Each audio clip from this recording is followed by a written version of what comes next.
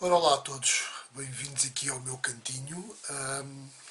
Isto é o primeiro de uma série de vídeos que eu decidi fazer acerca das minhas experiências em modelismo em escala 1,87. Não lhes vou chamar modelismo ferroviário, porque o modelismo ferroviário é um assunto sério e rigoroso. A minha abordagem é um bocadinho mais descontraída ao tema. As razões pelas quais eu decidi fazer isto são essencialmente duas.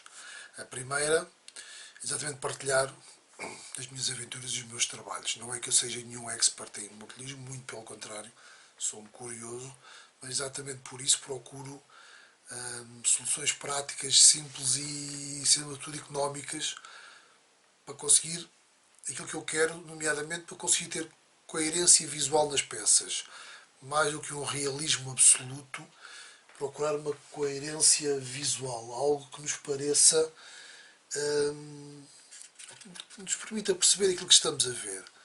Isto é aqui um pequeno exemplo de uma das minhas peças, feita com materiais, isto basicamente é capa line e madeira de balsa. O telhado não, o telhado efetivamente foi comprado numa loja de modelismo, mas tenho outros exemplos onde utilizei materiais,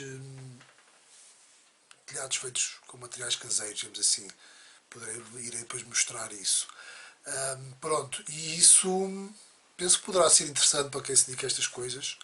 Curiosamente, algumas dessas ideias que eu vou tendo, também vou vendo outros vídeos e se alguns canais que eu sigo na área, e percebo que afinal, se calhar, essas ideias que eu imagino, ou essas técnicas, até são utilizadas por outros modelistas. Portanto, a minha abordagem não é assim tão estranha. Mas pronto, procuro realmente fazer coisas com os materiais que tenho à mão, que tenho em casa, e agora nesta época em que temos passado, em que há menos liberdade de circulação, mais importante se torna essa capacidade de se conseguir fazer alguma coisa com materiais que temos à mão. Essa é uma das razões. A outra razão que me leva a fazer isto é exatamente, e aqui estamos a falar do modelismo ferroviário, em Portugal existe malta a fazer coisas giras a nível de modelismo ferroviário e bem feitas. Eu já tenho visto algumas e conheço algum pessoal que faz coisas com algum nível, bastante nível até bem feitas, e dá uma sensação a mim, pessoalmente, que não estarão muito divulgados. Não, e se nós pesquisarmos na internet não aparece muita coisa sobre modelismo ferroviário em Portugal. Nomeadamente alguns vídeos, aparecem umas coisas de vídeos de alguns encontros de módulos que se realizaram, que são realizando, mas pouco mais. E eu acho que é uma pena porque acho que uma modalidade bastante nobre, não só pelo rigor e por tudo o que ela implica, mas acima de tudo, o modelismo ferroviário a sério, não é o que eu tenho aqui, é uma brincadeira. O modelismo ferroviário a sério não trata, não são só os comboios, mas também todo o património que envolve, nomeadamente o património arquitetónico, de infraestruturas, de instalações de apoio, tudo isso, e também depois um pouco, um pouco da história da economia, da geografia, até da parte da vertente sociológica, da movimentação dos povos e das populações, e portanto mergulhar nesse mundo e mergulhar nesse mundo com rigor, como o modelismo ferroviário faz, os praticantes do modelismo, é um bocadinho também reviver tudo isso. E isso é importante mais do que nunca.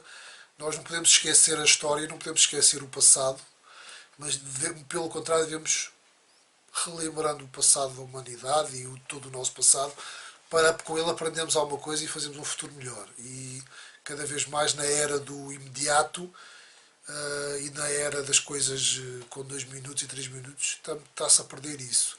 E se nós esquecemos o passado, não vamos aprender com os erros e provavelmente vamos cometer os mesmos erros no futuro. E pronto, e o mundo não anda para a frente como deveria. E infelizmente isso está a acontecer. E portanto, uma coisa tão simples como uma brincadeira de miniaturas pode ser uma forma de, se for levado um pouco mais a sério, pode ser uma forma exatamente de ajudar indiretamente a preservar um pouco da história, ou pelo menos é um princípio nesse sentido.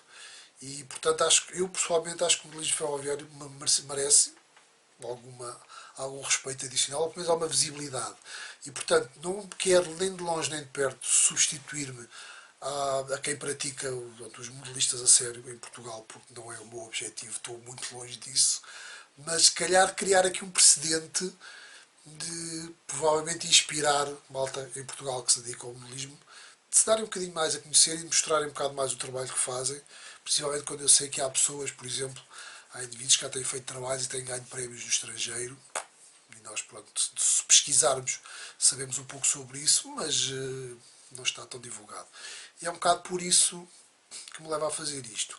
Ora bem, o que é que vai acontecer aqui nos próximos vídeos que eu vou tentar fazer? Exatamente, tenho aqui uma pequena maquete ferroviária, podem ver ali, é uma coisa muito simples.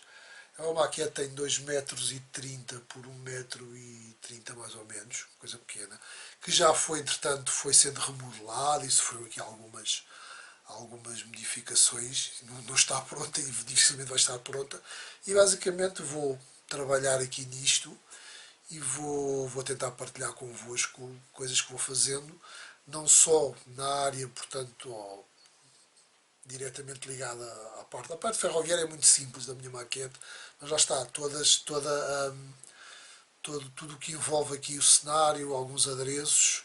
A mim o que me fascina, o que me move nisto não é tanto os comboios em si, o modelismo ferroviário é centrado nos comboios e em tudo o que eles implicam.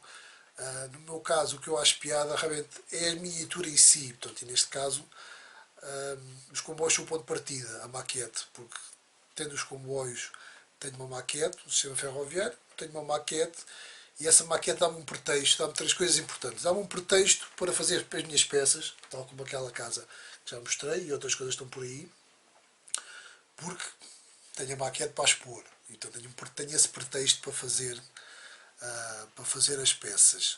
Depois dá uma outra coisa importante que é a escala. Eu sabendo a escala em que vou trabalhar nas minhas peças, não só tenho uma noção do tamanho que elas vão ter, tenho uma noção do grau de detalhe que posso ter em cada uma delas, porque a escala e o tamanho permitem-me isso, e acima de tudo também me ajuda a escolher os materiais em que eu vou trabalhar, porque para aquele tamanho há materiais que são mais adequados do que outros. Por exemplo, e mais uma vez, vou dar mais um exemplo, uma outra construção com uma técnica um bocadinho diferente daquela que apliquei ali. Como podem ver, uma coisa muito simples, mas isto tem aqui uns truques que eu mais ou menos desenvolvi, não com rigor absoluto, mas lá está com a tal questão da coerência visual, ter alguma coerência visual. Por exemplo, vou tentar mostrar aqui a chaminé, está desfocado, é uma coisa muito simples também. Isto, por exemplo, é capa line. O capa line é um material que se compra nas lojas das papelarias e nas lojas, às vezes tem as grandes superfícies, coisa simples que se encontra.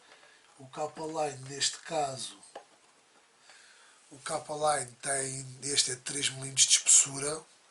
Por exemplo, se nós considerarmos uma parede exterior de uma casa, da habitação das nossas, as paredes têm mais ou menos 30 e poucos centímetros de espessura. Ora, isto à escala 1,87 daria 3,2 mm ou menos 3 e pouco milímetros.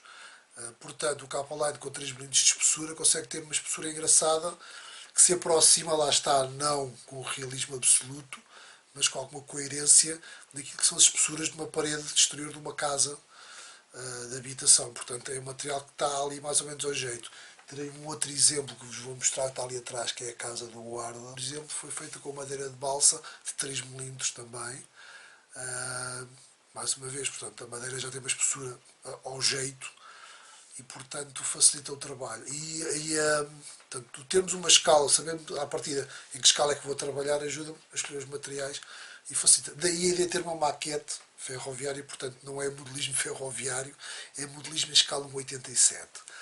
Portanto, para aqueles que se interessam pelo tema e que queiram, não vou dizer que queiram aprender, mas queiram se calhar conhecer aqui uma vertente talvez um pouco diferente, ficam desde já convidados e pronto, e é isso. Até à próxima.